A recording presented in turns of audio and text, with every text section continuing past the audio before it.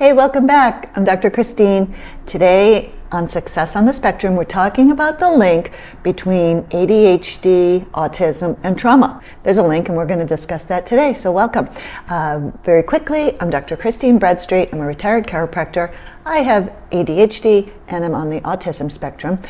And I work now to study the research and provide content for you to live a happier, healthier life. While you're here, I thank you very much. Please subscribe. When you subscribe to my YouTube channel, it's like supporting my small business, but it doesn't cost you any money, and it'll help me to help more people like you and me. So welcome. Thanks for being here. All right, so what's going on?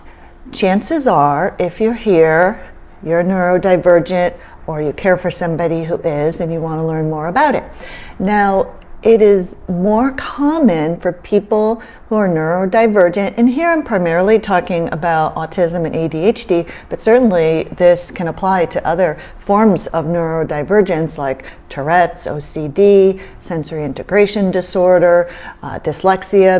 There's a very long list. And there's a growing body of research that shows that people with a neurodivergent mind experience more trauma. So we're going to unpack what that means. Now, I don't want this video to get too long or too boring, so in the description, I'm going to show you where you can find these studies. But everything that I share with you today is research-backed. It's not just my personal opinion. What's going on here?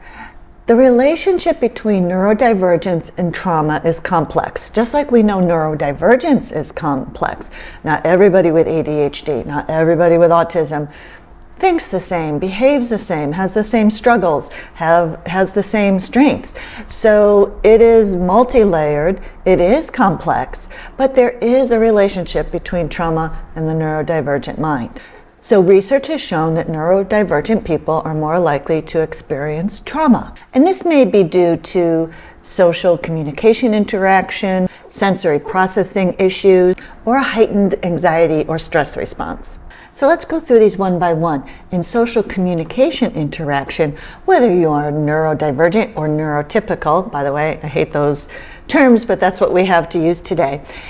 It's not a good experience if you either cannot express your feelings or if you feel as if you're trying to express them but you're not being heard. Nobody likes that.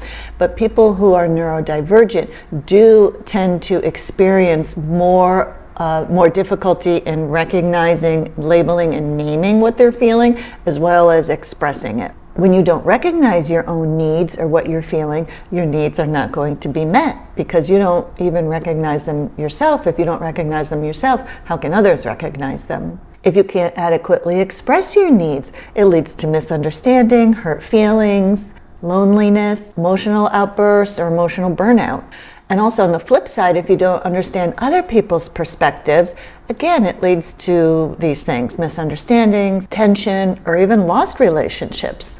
Now, a child that doesn't have her or his needs met, even with the most loving, caring parents, if those needs aren't met, it leaves you feeling with low self-esteem or neglected.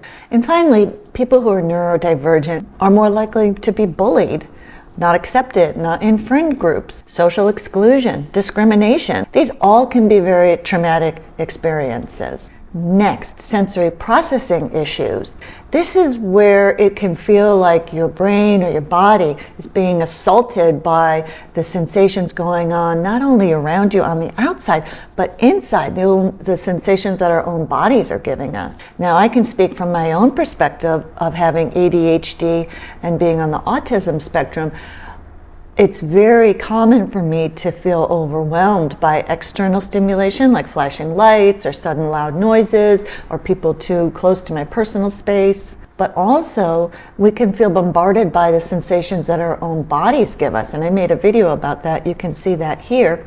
And that leads to people with neurodivergent minds to suffer more chronic pain, or to have things like gastrointestinal disorders or headaches. So sensory processing issues lead to trauma because it can often feel overwhelming or too much for your system to handle. This leads to distress and discomfort.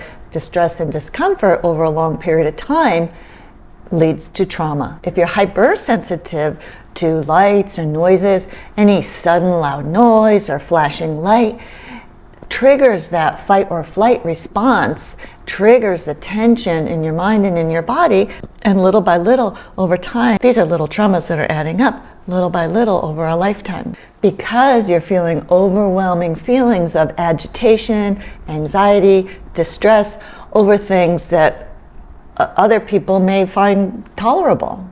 This can lead to you feeling discouraged, depressed, isolated, because there's a tendency to then avoid going to places or doing things where you're going to be exposed to the stimulation that triggers you, because at times it can even lead to a panic attack or flashback or PTSD-like symptom. These traumatic experiences have long-lasting impact on the brain, on your system. They impact your mental health, your physical health, and again can cause symptoms of PTSD, anxiety, or depression. Next is the heightened anxiety or stress response. Neurodivergent people may have a hyper alert, a hyper tuned, hypersensitive nervous system that can make you more prone to anxiety and stress in response to certain stimulation in certain scenarios. So this hyper awareness of stimulation leads to a traumatic response because it becomes so distressing. We're not able to easily tune out or ignore the uncomfortable sensory input. So something that many people find not stressful, like walking into a group of people that they don't know, or having to go to something that's very loud or crowded, motion, the motion associated with travel, dealing with unexpected changes. All of this can be overstimulating and lead to or result in some consequences like avoiding certain situations, difficulty with daily functioning, or a sense of isolation. Also, you can feel powerless because we have to live in this world, right? And we have to live in this world that isn't necessarily designed for the neurodivergent mind. So this sense of powerlessness contributes to a trauma response.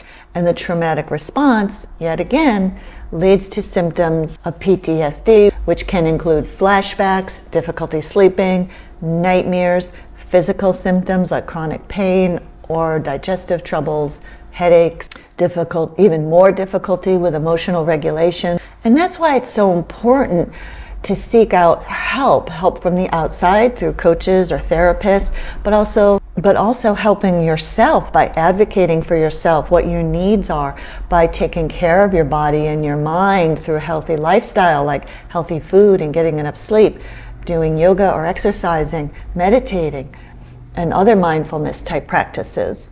Not only does a neurodivergent person experience more trauma over a lifetime, chronic traumatic experiences affect the brain, anybody's brain, but in a neurodivergent mind, trauma is going to exacerbate or make worse the symptoms that we already have. So unfortunately, it can become a cycle. Now, I've dumped a lot of heavy information on you, but remember, at this channel, this is all about what you can do to live your happiest, healthiest life with a neurodivergent mind. So nothing in this video is meant to be discouraging.